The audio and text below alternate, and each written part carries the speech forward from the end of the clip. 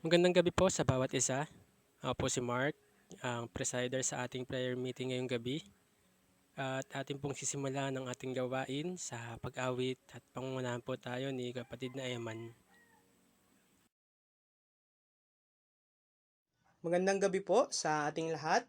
Tayo po ay magpapasimula na sa ating gawain sa gabi na ito. At sa ating pong pagsisimula, tayo muna po ay mag-awitan. Awitin po natin, Putungan ang Hari.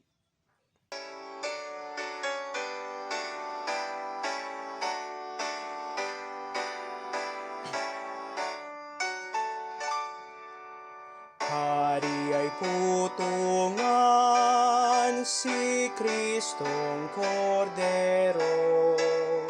Pakinggan ang hukbo ng anghel na nag-aawitan. Siya ang Panginoon at manunubos ko. Atin siyang luwalhatiin, Haring walang hanggan. Kristong anak ng Diyos, ating dakilain. Pagliligtas niya'y ipahayag sa sangkatauhan. Naghirap siya sa krus nang dahil sa atin. Bawat manalig sa Kanya ay may kaligtasan. Si Kristo ang Haring nagbibigay buhay. Sa libingan siya'y nagtagumpay, puspos ng luwalhati. Ngayon'y nakaluklok sa tronong marangal. Walang hanggan tayong kasama niyang maghahari. Putungan si Kristong Hari ng pag-ibig. Sa Kalbaryo'y kusang namatay nang tayo'y maligtas. Kaya't ang ngalan niya'y paksa ng pag-awit. Kalwalhatian niyang taglay ay di magwawakas.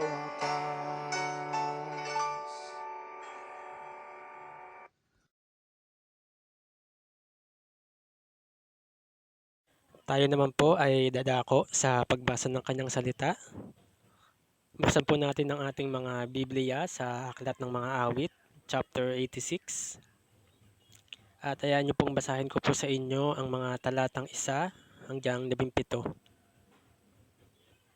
Ikiling mo ang iyong pakinig, O Panginoon, at sagutin mo ako, sapagkat ako'y dukha at mapagkailangan.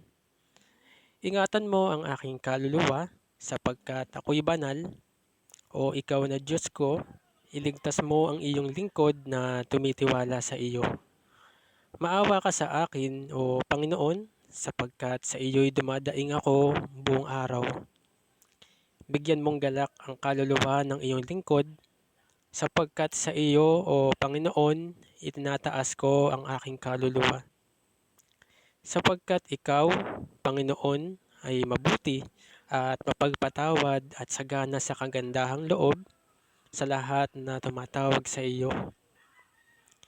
Dinggin mo, O Panginoon, ang aking dalangin at pakinggan mo ang tinig ng aking mga pananaing. Sa kaarawan ng aking kabagabagan ay tatawag ako sa iyo, sapagkat iyong sasagutin ako. Walang gaya mo sa gitna ng mga Diyos, O Panginoon. Wala mang mga gawang gaya ng iyong mga gawa. Lahat ng mga bansa na iyong nilalang ay magsisiparito at magsisisamba sa harap mo, O Panginoon, at kanilang luluwalhatiin ang iyong pangalan, sapagkat ikaw ay dakila at gumagawa ng kagilagilalas na mga bagay, ikaw na mag-isa ang Diyos. Ituro mo sa akin ang iyong daan, O Panginoon, lalakad ako sa iyong katotohanan. Ilakip mo ang aking puso sa pagkatakot sa iyong pangalan.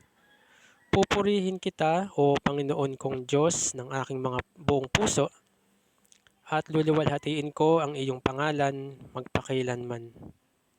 Sapagkat dakila ang iyong kagandahang loob sa akin, at iyong iniligtas ang aking kaluluwa sa pinakamalalim na Siyol. O Diyos, ang palalo ay bumangon laban sa akin, at ang kapisanan ng mga marahas na tao ay umusig ng aking kaluluwa, at hindi inilagay ka sa harap nila. Ngunit ikaw, O Panginoon, ay Diyos na puspos ng kahabagan at mapagbiyaya, banayad sa pagkagalit at sagana sa kagandahang loob at katotohanan. O bumalik ka sa akin at maawa ka sa akin, ibigay mo ang lakas mo sa iyong lingkod, at iligtas mo ang anak ng iyong lingkod na babae. Pagpakitaan mo ako ng tanda sa ikabubuti, upang makita nilang nagtatanim sa akin at mga pahiya, sapagkat ikaw, Panginoon, ay tumulong sa akin at umaliw sa akin. Purihin ang Diyos sa kanyang mga salita. Tayo po ay manalangin. Amin Diyos na nasa langit, salamat po sa iyong kahabagan, sa iyong mga kagandahang loob, sa iyong mga pagpapala sa amin. Kahit na hindi kami karapat-dapat dito, Panginoon, ay ikaw ang Diyos na patuloy na nagtatapat sa amin, patuloy na nagkakaloob sa amin ng iyong kaawaan. Patawarin mo kami, Panginoon, sa aming mga pagkakasala, at gabayan mo kami, Panginoon, sa daan na kung saan na ikaw ang aming ilaw at ikaw ang aming kaligtasan, Panginoon. Salamat sa pag-ibig, sa dakilang pag-ibig na iyong patuloy na ipinaparamdam sa amin, sa aming mahirap na kalagayan ngayon. Ay ikaw yung Diyos na patuloy na nagbibigay sa amin ng comfort at ng mga bagay na aming kinakailangan sa araw-araw, Panginoon. Linisin mo ang aming mga puso ngayong gabi, Panginoon, upang makapakinig kami ng maayos sa mensaheng aming maririnig. At sa aming pag-aawitan ngayon, Panginoon, ay ikaw ang itinataas namin, ang iyong dakilang pangalan ng aming niluluwalhati, Panginoon. Alisin mo yung mga distraction ngayong gabi upang may apply namin at maintindihan namin yung mensahe maririnig namin ngayon. Salamat o Diyos, ikaw ang Diyos na patuloy naming bibigyan ng kaluwalhatian simula ngayon, simula nung niligtas mo kami hanggang sa iyong pagbalik muli, Panginoon. Salamat po. Ang lahat ng ito ay aming dalangin sa makapangyarihang pangalan ng aming Panginoong Jesus. Amen.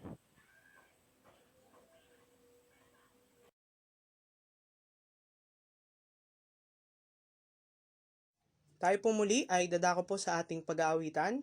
Awitin po natin, O Haring Walang Hanggan.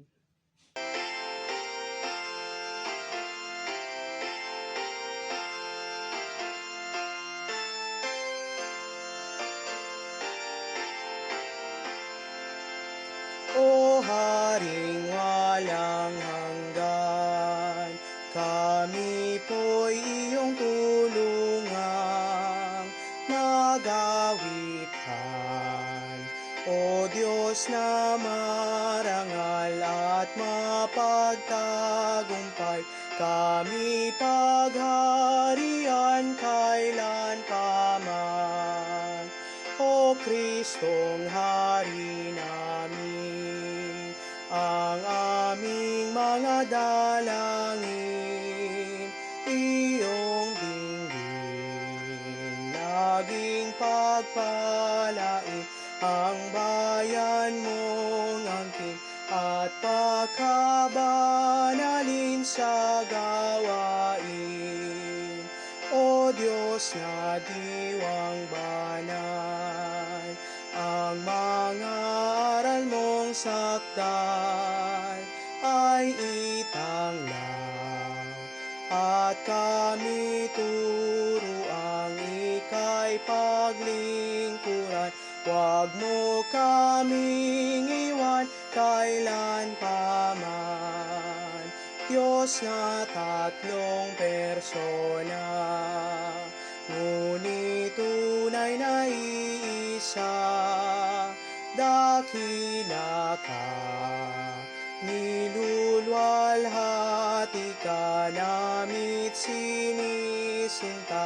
Kami sumasamba, Alleluia.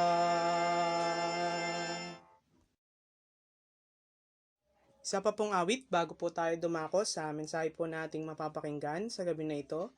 Awitin po natin, Sa Iyo Ay Ilapit Mo.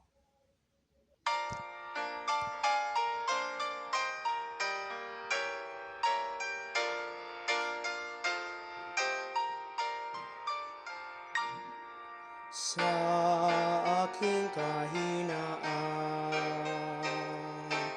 o palakasin mong tunay, puso'y may kapayapaan pag ikaw ang laging kaklay.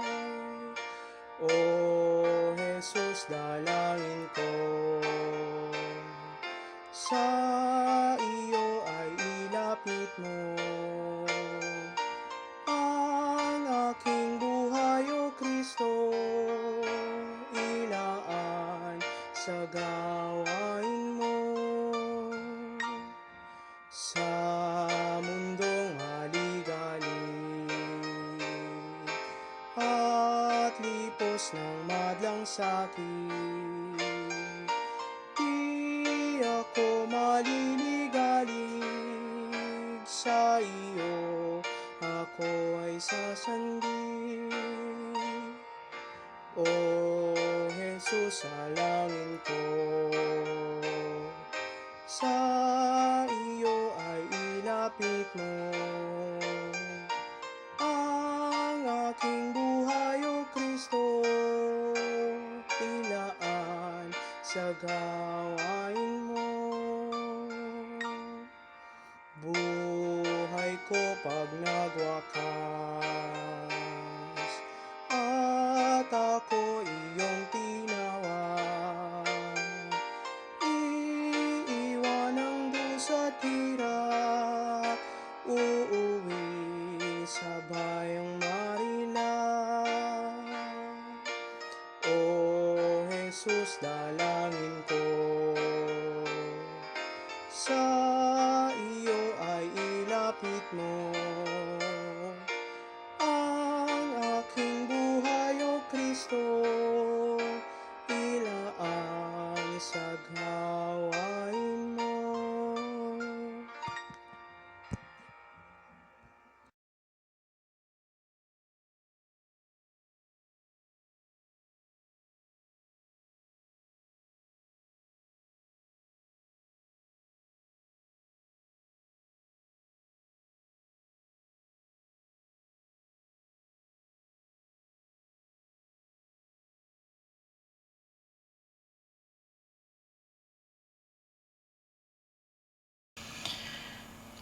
Magandang gabi po sa ating lahat. Purihin po ang Panginoon na tayo po ay Kanyang pinagkalooban muli ng pagkakataon na makapagpatuloy po sa ating pag-aaral ng Kanyang salita. Alam niyo po, kung ating pong babasahin ang salita ng Diyos, ang Panginoong Hesus po mismo ang nagsabi na ang Diablo, walang iba kundi si Satanas, ay wala pong kakayahan na manahan sa katotohanan dahil wala pong katotohanang nananahan sa Kanya. Ang kasinungalingan po ay bahagi ng Kanyang kalikasan dahil Siya po ang Ama ng kasinungalingan. Yan po yung makikita natin sa sulat ni Juan sa John chapter 8 verse 44. He is a liar and he is the father of it. Atin pong maalala ang kauna-unahang pong pagpasok ni Satanas sa kasaysayan po ng Biblia sa Genesis chapter 3 ay nagpapahayag po ng kanyang kahusayan, pagiging expert sa kasinungalingan, kaya niya nadaya si Eva, gayon na rin si Adan, and the entire human race na mahulog po sa kasalanan. Magmula sa Genesis, kung tayo po ay tatalon sa aklat po ng Revelation, ang huling aklat ng Biblia, kapag natapos na po ang 1,000 taon na pagkagapos at pagkapiit doon sa bottomless pit ng dragon, walang iba kundi ng matandang ahas, si Satanas, siya po ay pakakawalan ng sumandaling panahon para ano? Ang sabi po ng aklat ng pahayag, upang makapandaya. Alam niyo po, nung tayo po ay nasa panahon na tayo ay nasa kaharian pa ng kadiliman, na pinamumunuan po ng ama ng kasinungalingan, tayo po ay mga talamak na sinungaling. Alam niyo po, ang anak ay nagsisinungaling sa kanilang mga magulang, gayon din naman ang mga magulang sa kanilang mga anak. Ang mga asawang babae ay nagsisinungaling sa kanilang mga asawang lalaki. Gayon din naman ang mga asawang lalaki sa kanilang asawang babae. Ang mga employees po ay nagsisinungaling sa kanilang mga employers, gayon din po ang mga employers sa kanilang mga employees. Ang mga politiko po ay nagsisinungaling at nandaraya para mapunta sa posisyon, gayon din ang mga mamamayan sa gobyerno. Lalo na po kapag hindi tayo sumusunod sa mga batas at mga alituntunin na inilatag po ng ating gobyerno. At lalo na rin sa mga panahon na hindi tayo nagbabayad ng tamang buwis. Ang mga guro po ay nagsisinungaling sa kanilang mga estudyante and vice versa. Gayon din ang media at lahat ng tao po sa ating komunidad. So ang sistema po ng sanlibutan ito, na siyang pinamumunuan ng ama ng kasinungalingan, sa totoo lang po ay nasanay sa gantong framework. At ano po yung framework na ito? A framework that is built on lies. Kaya nga po kinakailangan pa nating mamanata. Kinakailangan pa nating mangako. Kinakailangan pa nating gumawa ng pakikipagkasunduan para mapatunayan na totoo po ang ating mga sinasabi. Hindi po sapat sa isang mundo that is built on the framework of lies ang simpleng oo at hindi. At yan po yung ating matutunghayan sa pag-aaral po natin sa gabing ito. Nais ko po na buksan niyo po ang inyong mga Biblia. Buksan po natin ang ating mga Biblia sa James chapter 5, verse 12. James chapter 5, verse 12. Ito po yung konteksto po ng ating pinag-aaralan sa series po na ginagawa po natin. Nais ko pong basahin sa inyo yung sinabi niya sa verse 12. Sabi po sa ang bagong ang Biblia, ngunit higit sa lahat. So si James po ay naglagay ng importance dito po sa kanyang sasabihin. Ngunit higit sa lahat, mga kapatid ko, huwag ninyong ipanumpa ang langit o ang lupa o ang anumang ibang panunumpa, kundi ang inyong oo ay maging oo at ang inyong hindi ay maging hindi, upang kayo huwag mahulog sa ilalim ng kahatulan. Ang Diyos po magpala sa kanyang salita. Tayo muna po ay manalangin. Ama naming Diyos na dakila't makapangyarihan sa lahat. Tunay nga na amin pong mundong ginagalawan, kung saan kami naghihintay sa inyong muling pagbabalik, ay nasanay sa sistema, nasanay sa framework that is built on lies.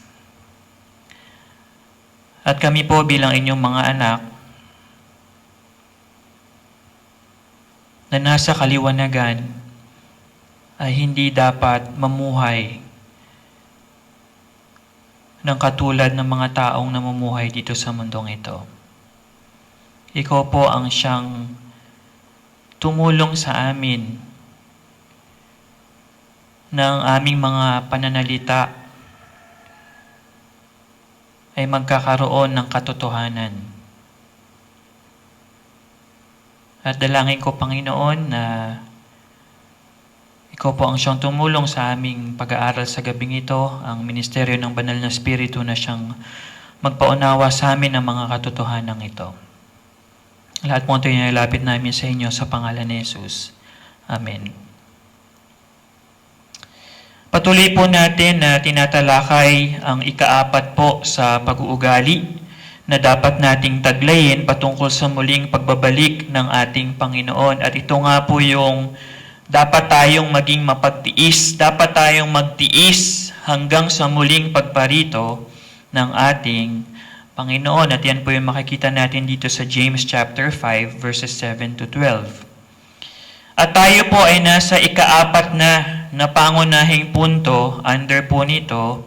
At ito po yung, ano nga ba yung sukatan ng ating pagiging mapagtiis? Ano yung sukatan? Paano nasusukat na tayo talaga ay mapagtiis?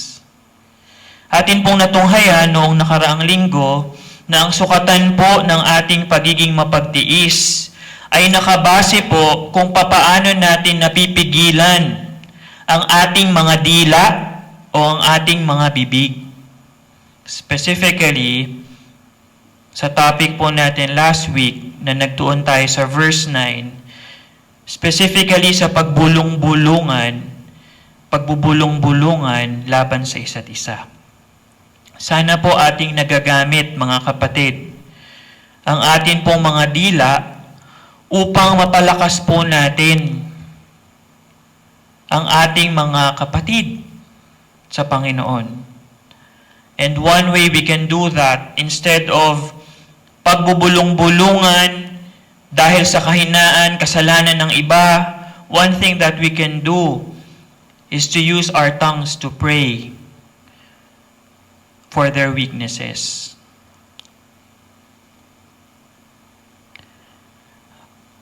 So hindi lamang po dapat nating pagtiisan na huwag magbulong-bulungan laban sa isa't isa, dapat din po nating pagtiisan na tayo'y maging totoo sa atin pong mga sinasabi. At yan po yung ating ikalawang punto na i-discuss sa under po ng main point natin. Pagtiisan natin na maging totoo tayo sa ating mga pananalita. Yan po yung makikita natin sa verse 12. Alam niyo po, ang mga panahon po ng matinding pagsubok at pag-uusig, tulad na lamang ng sitwasyon po ng mga sinulatan ni Santiago sa kanyang sulat, ay hindi po dahilan. Hindi po ito dahilan upang tayo mamuhay ng walang katotohanan sa ating mga pananalita. No? At kung titingnan po natin yung akda ng isang sumulat po sa aklat ng mga awit, nais ko pong buksan nyo ang mga Biblia ninyo sa Psalm chapter 66 verses 13 to 14. Makikita po natin dito yung binanggit ng psalmist. Sabi niya sa verse 13 ng chapter 66, "Ako'y papasok sa iyong bahay na may dalang mga handog na susunugin. Ang mga panata ko sa iyo ay aking tutuparin. Na sinambit ng aking mga labi at ipinangako ng aking bibig nang ako ay nasa pagkaligalig. Isa po mga kapatid sa mga dapat po nating bantayan bilang mga mananampalataya ayon po sa talatang ito ay ang mga binabanggit po natin na mga panata o mga pangako sa Panginoon nang walang ingat sa panahon na tayo po ay nasa kahirapan. Naranasan mo na po ba o naranasan na po ba natin banggitin ang mga katagang ito sa Diyos?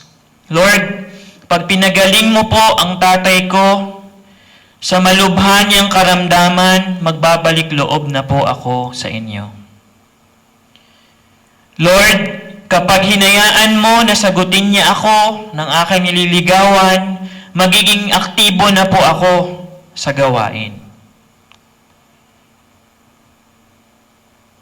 O di naman kaya, Lord, kapag tinulungan mo ako na makapasa sa interview na ito para magka-work ako, magsisimba na po ako tuwing linggo. Na-mention nyo na po ba yan sa Panginoon? Remember, sinabi nung psalmist, nakakapagbanggit tayo ng walang ingat na mga pangako at panata sa Panginoon, sa Diyos, sa panahon na tayo ay nasa pagkaligalig o sa panahon na tayo ay nahihirapan o may pagsubok sa buhay. Alam niyo po, kung tutuusin, wala naman po sanang masama sa mga katagapong ito, mga pananalitang ito, kung may pagtupad po tayo sa ating mga ipinangako. Magiging kasalanan lamang ito kung tumugon ng Diyos, ngunit wala tayong naging isang salita sa ating mga binanggit sa Diyos dahil hindi natin ito talaga pinag-isipang mabuti at yung mga sinabi natin sa Kanya. Nadala lamang po tayo ng bugso ng ating damdamin dahil sa bigat po ng ating pinagdaraanan. So I want you to think ngayon, mga kapatid. Have you done that? Meron ba sa point ng buhay mo na talagang ikaw ay nasa isang malaking pagsubok at nakapagbanggit ka sa Panginoon ng mga gantong bagay? Alam mo, God is holding you responsible sa mga bagay na iyong sinabi sa Kanya. Kaya ano po yung mga bagay na ating matututunan po dito, no? So sa subpoint A po natin, ating po makakita na ang pagiging totoo po natin sa ating mga pananalita ay maaari, no? Maaaring hindi na po nangangailangan ng anumang panunumpa. Ito pong talatang ito ay hindi po kumukondena, no? Sa oath-taking or pamamanata in general. Alam niyo po, wala namang masama na magpanatang makabayan, di ba? Lahat po tayo, magmula tayo ay, sa tingin ko, preschool, lalo na kung kayo ay nag-preschool sa public, pinapamemorize sa atin kaagad ang panatang makabayan. Wala hong masama dyan. Sa oath-taking po ng mga bagong halal na opisyal ng gobyerno, wala rin hong masama dyan. Kung ikaw po ay napili na tumestigo sa isang kaso, at alam po natin sa mga proceedings, sa mga hearings or investigations, nandyan na nilalabas ang Biblia, lalagay mo ang iyong kamay sa Biblia at ikaw ay mamamanata na magsasabi lamang ng pawang katotohanan. Wala pong masama sa mga bagay na yan. Sa pagpirma po sa kontrata, sa panahon ng kasalan o yung marriage contract, at pagbabanggit po ng vow sa isa't isa, those are not bad things, mga kapatid. Alam niyo po, even when we look at our Bibles, si Apostle Pablo po on some occasions, makikita po natin siya, in a way ay namanata. Sabi po sa Romans chapter 1 verse 9, tingnan po natin itong isang halimbawa nung kanyang parang siya ay He's taking an oath sa harap po ng Panginoon, ng Diyos. Kung titingnan po natin yung Romans chapter 1 verse 9, marami pa pong talata ang pwedeng sumuporta dito. Pero tingnan lang po natin yung Romans chapter 1 verse 9. Sabi niya po doon, sapagkat saksi ko ang Diyos. So binanggit niya ang pangalan ng Diyos na sumaksi sa kanyang mga sasabihin. Sapagkat saksi ko ang Diyos. That's taking an oath, mga kapatid. Na aking pinaglilingkuran sa aking espiritu sa ebanghelyo ng kaniyang anak, na walang tigil na binabanggit ko kayo sa aking panalangin. Para bang sinasabi niya po dito, maniwala kayo sa akin, ipinapanalangin ko talaga kayo. Saksi ko ang Diyos. Para patotohanan yung kanyang sinasabi sa mga taga-Roma na sila ay kanyang pinapanalangin, sinabi niya na saksi niya ang Diyos. Ginamit niya ang pangalan ng Diyos para patotohanan ang kanyang sinasabi. Sa aklat po ng Hebreo, mga kapatid, ating makikita na ang Diyos Ama mismo ay nanumpa sa sarili niyang pangalan. Di ba po? Nanunumpa lang naman tayo on a being that is higher than us. Di ba? Hindi naman tayo manunumpa kung mas mababa sa atin. And that is true with God. Nung siya po ay nangako kay Abraham sa Genesis, pinaliwanag po ng writer ng Hebrews sa chapter 6, verses 13 to 18, na siya po ay sumumpa, ang Diyos Ama ay sumumpa sa sarili niyang pangalan dahil wala na pong masihigit sa Diyos Ama. Hindi siya pwedeng sumumpa gamit ang pangalan ng tao. He can only swear o take an oath using His name.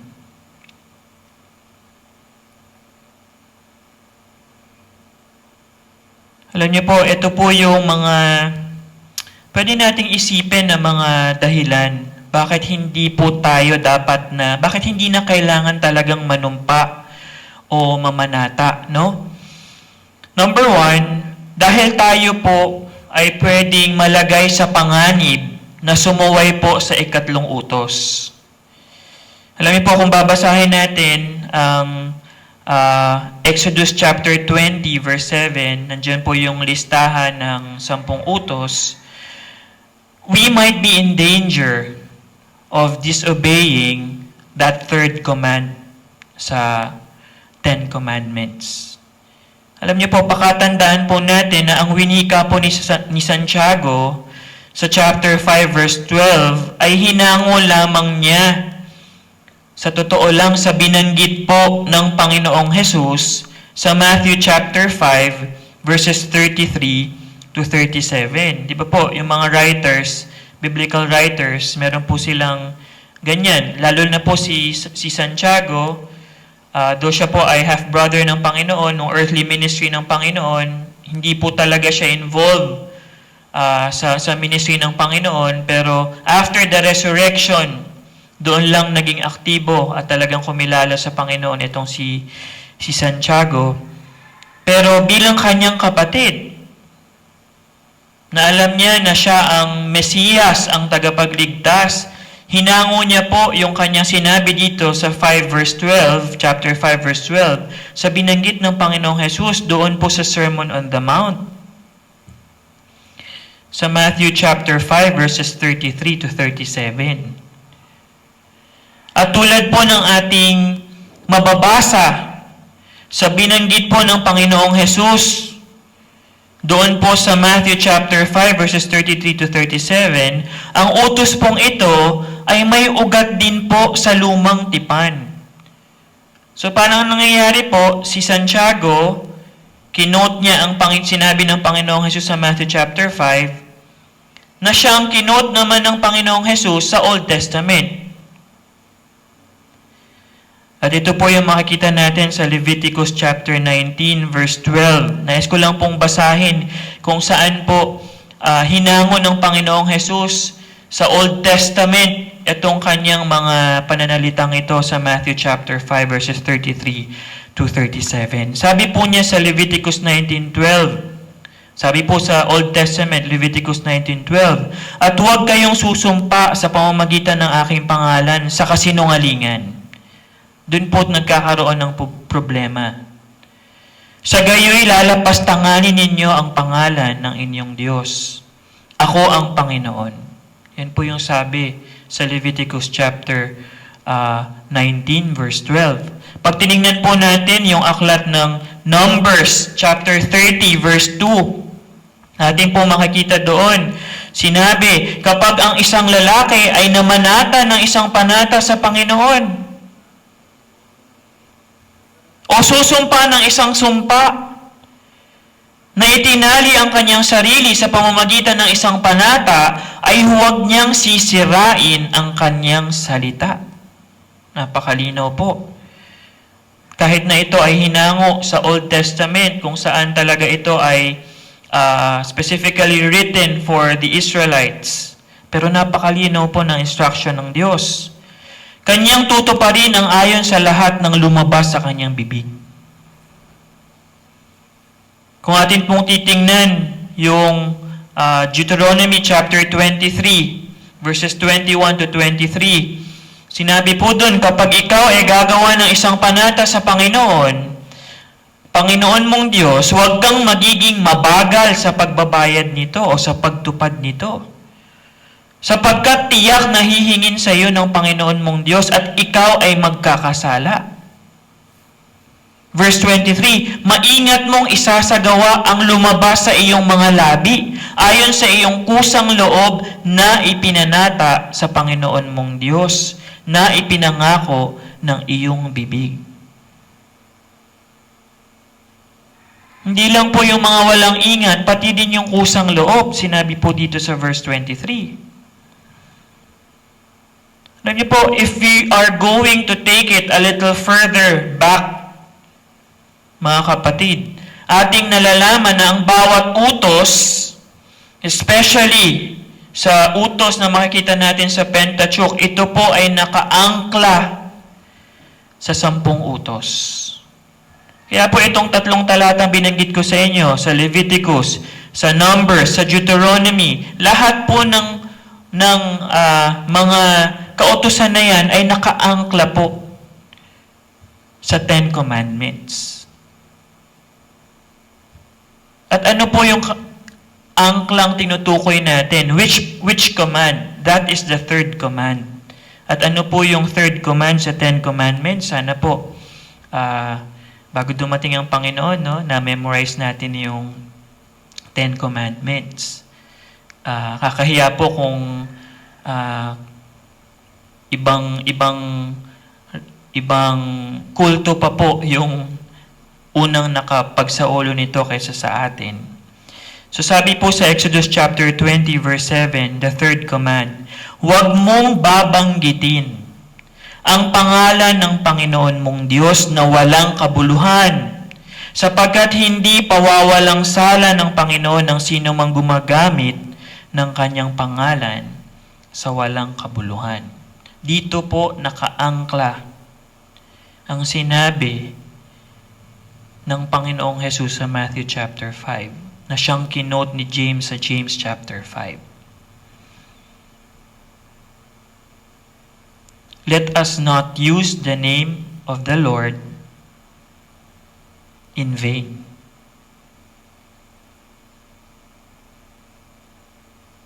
So, hindi lang po tayo in danger of using God's name in vain every time na tayo po ay namamanata. Pangalawa, inihahayag po natin na hindi po natin talaga kayang panindigan ang ating mga sinasabi. Atin pong inihahayag that our words cannot be trusted. That we cannot be men and women of integrity. Na wala tayong isang salita. Every time, kaya nga sinabi ng Panginoon, sinabi ni James, swear not at all.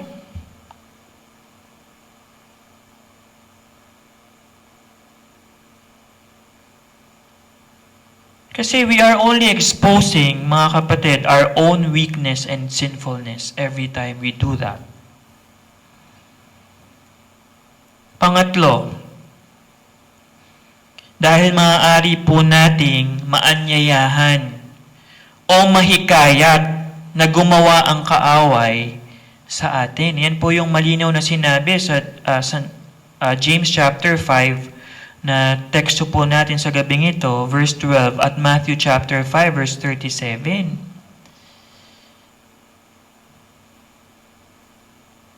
Iniimbitahan, inaanyayahan natin ang kaaway na gumawa sa atin. Alam niyo po, this is the exact opposite of what we should be doing. Alam niyo po, in the same book sa James, chapter 4, verse 7, tayo po ay pinaalalahanan din ni Santiago na tayo daw po ay pasakop sa Diyos. Labanan ninyo ang diablo, resist the devil, at siya ay lalayo sa atin and he will flee from you.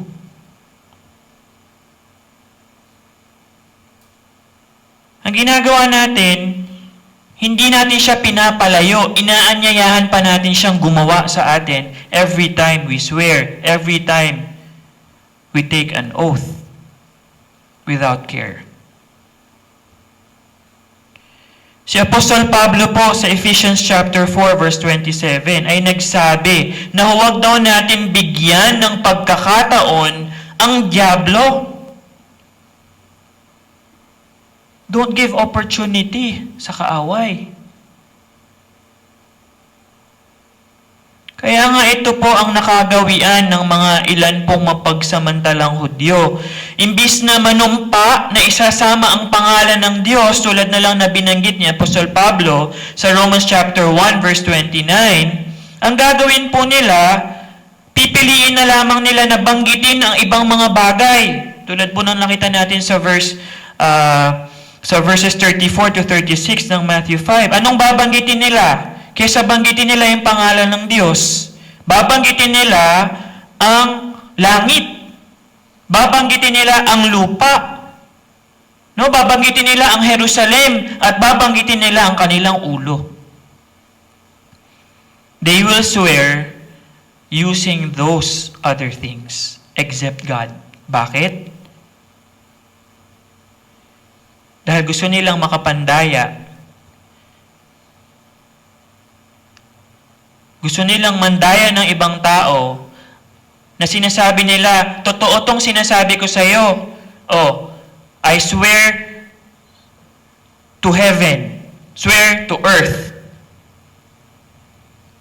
Hindi nila gagamitin ang pangalan ng Diyos dahil sila mismo at alam nila from the Old Testament rules and regulations na merong malaking kaparusahan ng gagamit ng pangalan ng Diyos sa walang kabuluhan at sa kasinungalingan. Pero hindi nila nalalaman itong binanggit ng Panginoon sa Matthew chapter 5 na sinabi na huwag na kayong manumpa sa kahit anong bagay. Bakit? Dahil lahat ay pag-aari ng Diyos. Bakit ka manunumpa sa langit? Sabi ng Panginoon, nandyan ang luklukan ng Diyos o iyan ang luklukan ng Diyos. Bakit ka manunumpa sa lupa? Iyan daw ay kanyang footstool. At bakit ka manunumpa sa Jerusalem? Yan daw ay kanyang bayan. At bakit ka manunumpa sa iyong ulo na hindi mo naman daw kayang gawin ang iyong buhok na puti or itim? In short, ang sinasabi ng Panginoon, you don't own your own body. Why are you swearing using your body? Everything is owned by God. So, hindi lang po ang pagiging totoo ay maaaring hindi na po talaga kailangan ng panunumpa. Yung pagiging totoo po natin sa ating pananalita. Panghuli po na titingnan natin ngayon, ang pagiging totoo po sa ating pananalita ay magiging sapat na. Pakinggan po natin ito, no? Ay magiging sapat na sa simple nating oo at hindi. Simpleng oo at hindi, sapat na po yun. Para tayo ay maging totoo. Again, tayo po ay pinaalalahanan ni Santiago sa parehong aklat, no? To be men and women of few words. Dapat daw po tayo maging mga lalaki at mga babae na kaunti ang pananalita. Yan po yung makikita natin sa Santiago chapter 1 verse 18. Mas pagsikapan po natin na maging matulin po tayo sa pakikinig at pagtalima kaysa sa pagsasalita. Alam niyo po, hindi kailangan na mabulaklak na mga pananalita. Kung sa huli, hindi naman tayo tutupad at hindi tayo tatalima. Those are useless. Hindi na kailangan ano pa mang ritual o ano pa mang seremonya. Ang gusto lang ni Santiago at ng Panginoong Jesus is a simple, straightforward, and honest speech. Yun lang po.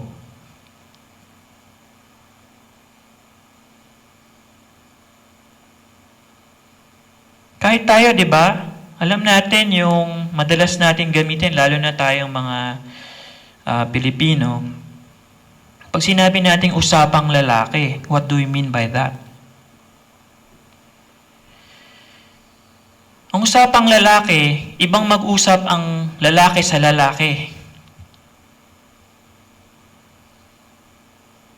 Kaya nga po, di ba, pag merong isang lalaki na gustong ligawan ang isang babae, at itong matinong babae ito, sasabihin niya, kausapin mo ang tatay ko. Bakit? Kasi ang usapang lalaki sa lalaki, it is more binding, mga kapatid.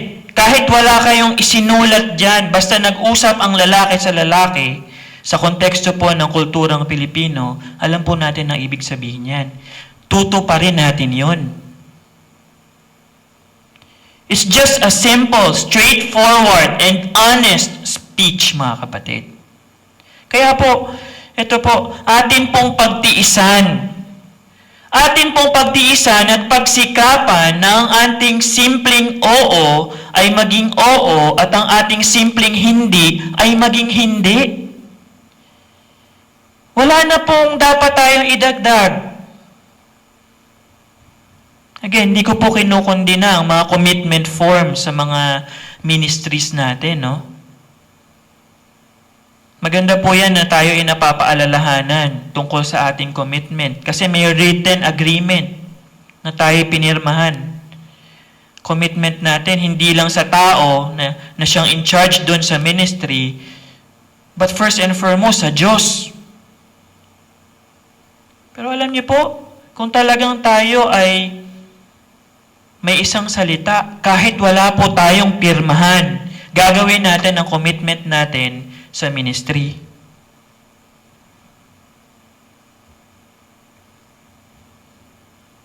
Ilang mga application po dito sa atin pong pagtatapos. Number 1, dalawa lang po yung main na application natin, pero may mga detalye pa po ito. Maging totoo po tayo, number 1, sa ating pananalita sa Diyos. Maging totoo po tayo sa ating pananalita sa Diyos. At magsisimula po ito sa pamamagitan ng paggalang natin at pagrespeto sa pangalan ng Diyos. Alam niyo po, ang pangalan ng Diyos ay banal. Alam po nating lahat ito. Ito po ay espesyal.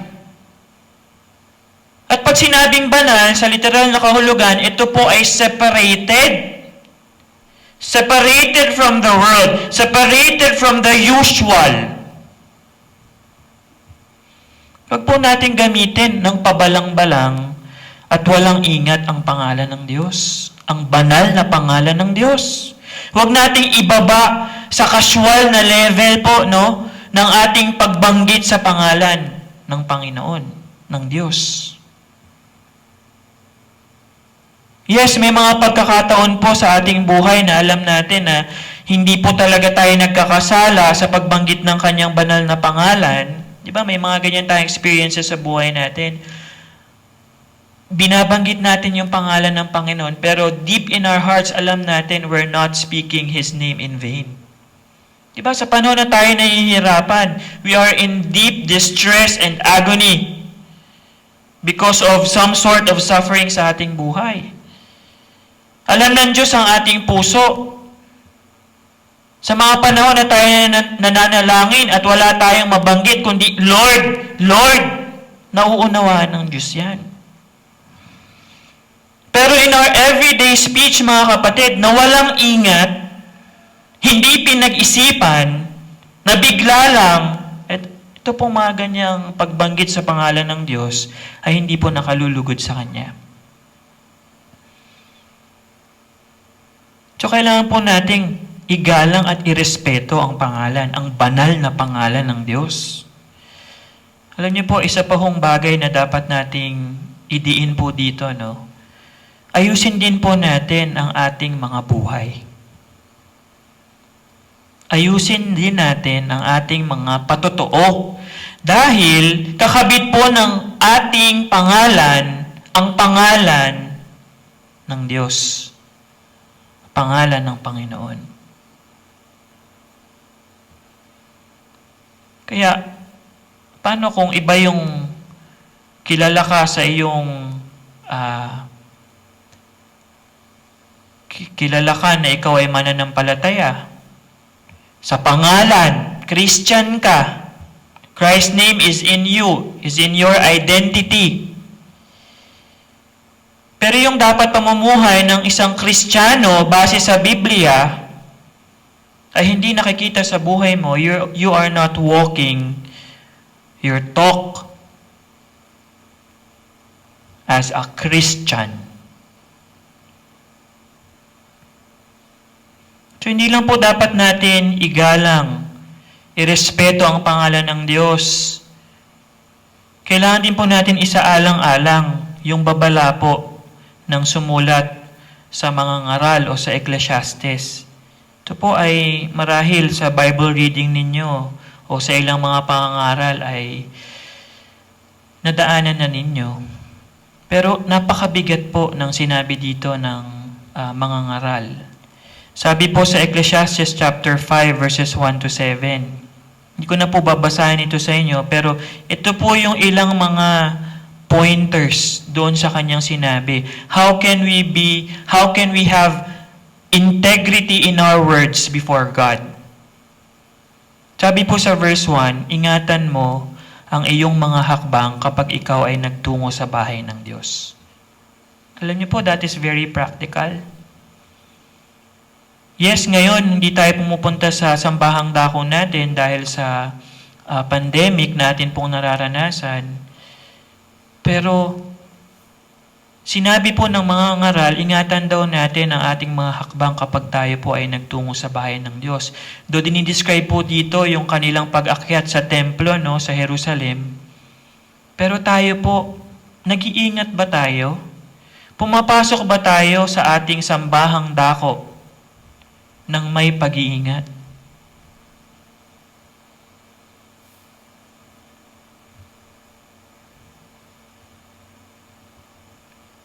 Ang dami natin dapat isaalang-alang before we enter God's place of worship. At dahil minsan sa kaabalahan natin, sa Sunday ng umaga, hindi tayo nakapaghanda ng maayos sa Sabado ng gabi.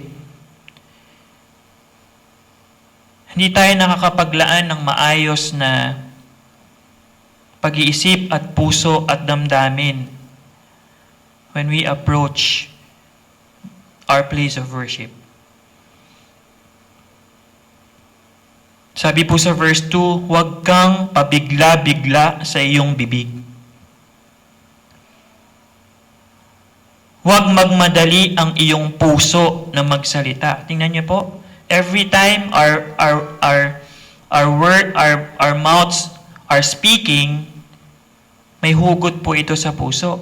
Kasi sinabi po dito, huwag magmadali ang iyong puso na magsalita ng anumang bagay sa harapan ng Diyos. Be careful. what you say to God.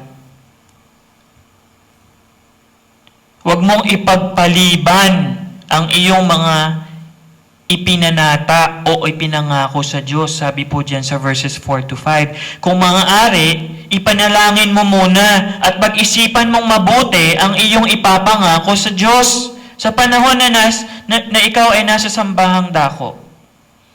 Ngayon, ang sambahang dako po natin, ang sarili-sarili nating mga tahanan. Tandaan po natin na sinabi po dyan sa verse 6, kalahating bahagi ng verse 6, may kaakibat po na kaparusahan ang mga taong hindi tumutupad sa kanilang mga ipinangako sa Diyos. Because of carelessness. Basahin ko po sa inyo yung verse 6, yung kalahating part. Bakit magagalit ang Diyos sa iyong tinig? You're inviting the wrath of God. Isa pa po, at sisirain ang gawa ng iyong kamay. Nagtataka ka ba? Bakit lahat ng effort mo sa buhay mo, hindi ka nagpa-prosper, hindi ka nagsasucceed? Baka meron kang ipinangako sa Diyos na hindi mo tinupad. Kasi napakalinaw po ng sinabi dito, ang Diyos ang sisira ng gawa ng iyong kamay.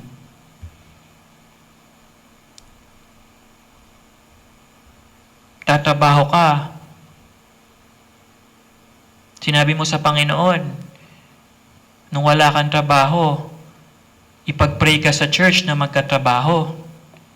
Nung binigyan ka ng Diyos ng trabaho, balik tayo, hiniling mo ang mga members na tulungan ka manalangin para makapasa ka sa trabaho. At pag nangyari yun, magiging tapat ka sa paglilingkod mo sa Panginoon at pagiging isang miyembro ng iglesia. Nung ibinigay ng Panginoon ang work na hinihiling mo, hindi ka nakita sa church. Mas naging inactive ka pa. Tapos nagtataka ka, bakit sa kabila ng kapaguran mo,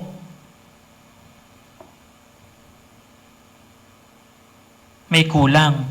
Sa kabila ng kapaguran mo, lahat ng lakas at effort na binibigay mo sa trabaho, walang joy.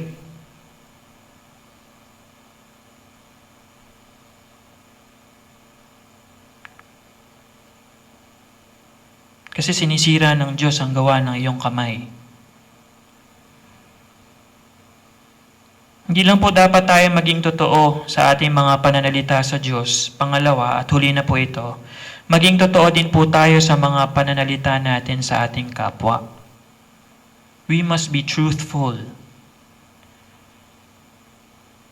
in our words sa iba. At tingnan po natin yung Ephesians chapter 4 verse 25. Sinabi po dito na itakwil daw po natin ang kasinungalingan. No? Pagkatapos na maitakwil daw natin ang kasinungalingan, yun po yung unang binanggit sa talata pong ito. Alam niyo po, ang lying, bearing false witness, kung sa pananalita pa sa Old Testament, should not be named among Christians. Wala pong white lies. Wala pong Christian lies sa mga mananampalataya. Lie will always be lie.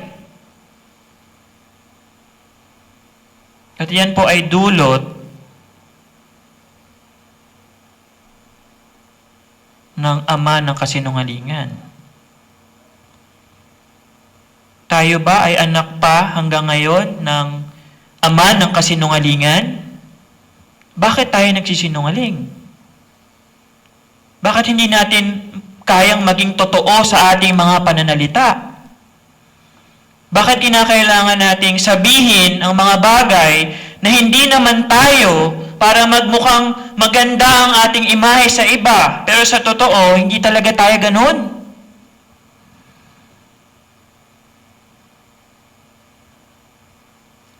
Bakit pinipili natin magsinungaling?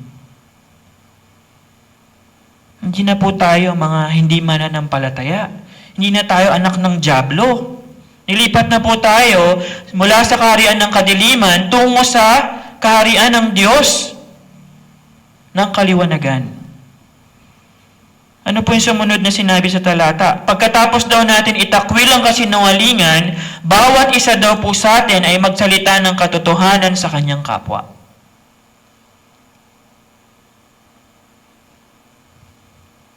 In a sense, parang sinasabi po ni Apostol Pablo dito sa mga taga-Efeso, lahat ng sasabihin natin, lahat, everything that will come out from our mouth must be truthful.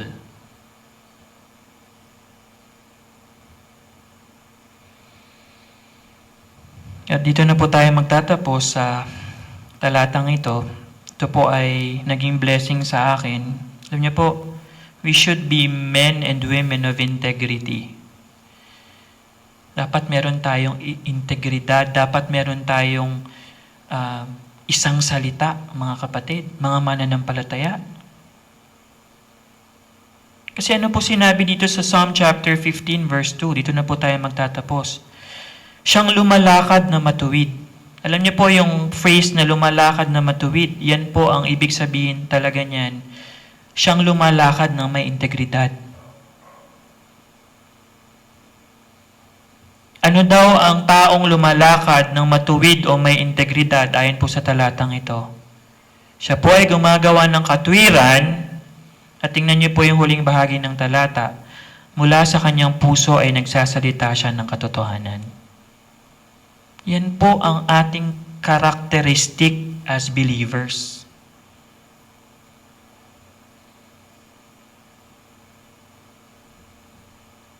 Kaya mga kapatid, tayo ba, nasusukat po ba yung ating pagiging mapagtiis sa pamamagitan ng pagtupad natin sa ating mga ipinangako?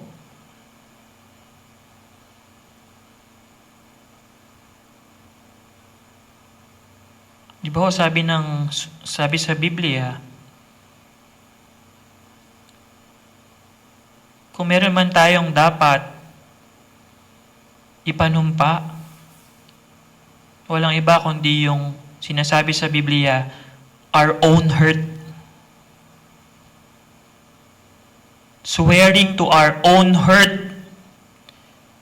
We swear sa sarili nating kapahamakan kapag hindi natin tinupad ang ating mga sinasabi.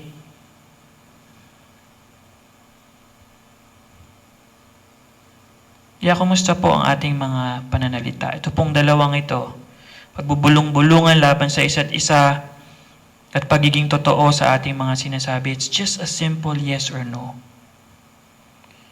Bakit hindi natin magawa na ang ating oo ay maging oo at ang ating hindi ay maging hindi?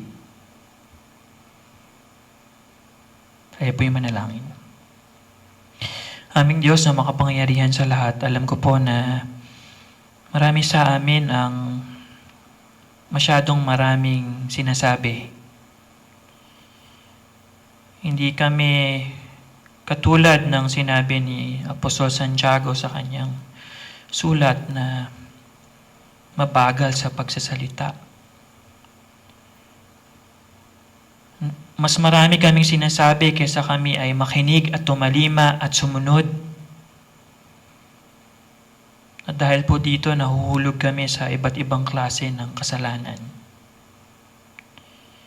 Lord, I just pray na pagtiisan namin.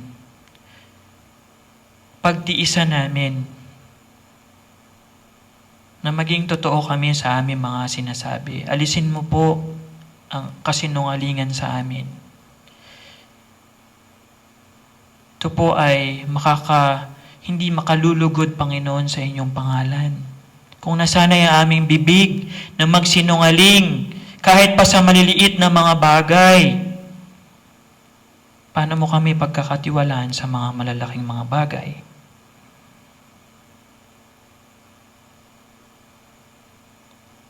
Tulungan mo po kami na ang aming simpleng oo ay maging oo at ang aming simpleng hindi ay maging hindi.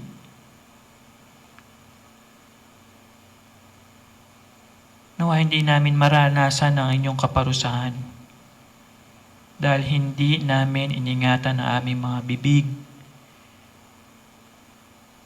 sa mga bagay na ito. Ikaw po ang patuloy na mangusap sa amin sa gabing ito sa pangalan ni Jesus. Amen.